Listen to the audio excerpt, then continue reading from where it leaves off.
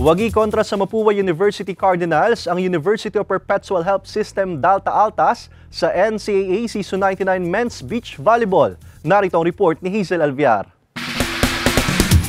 Exciting at makapigil hininga ang championship ng NCAA Season 99 Beach Volleyball Tournament na ginanap sa Subic, Zambales. Dikit ang naging laban ng University of Perpetual Help System Dalta Altas at Mapua University Cardinals sa Beach Volleyball Men's Division na tumagal lamang ng 2 set. Matapos magpakawala ng matitinding spikes at blocking ng Altas team captain na si Louie Ramirez, nasungkit muli ng defending champion UPHS Dalta Altas ang ginto sa final score na 21-13. Malakas yung pakiramdam namin na kayang-kaya namin mag-champion nga.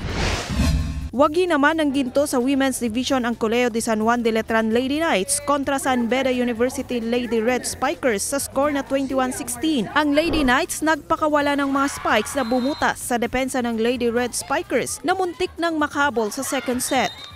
Sabi po sa amin, 1 game at a time lang po kami, tsaka mag-enjoy lang po sa loob ng court. Sinagalan po namin every game, tsaka tinrabaho po lahat-lahat ng game. Sa Junior Men's Division, ang ASC Brigaders ang tinanghal na champion matapos talunin ang LPU Junior Pirates sa score na 15-10. Sobrang abak ko po na strategy pa rin po, then teamwork, enjoyment. Most valuable players sina Gia Marcel Makilag, Louie Ramirez at Alijan Apdian. It was a success and we're thinking of putting a girls division next year. Hazel Alviar, Balitang Southern Tagalog.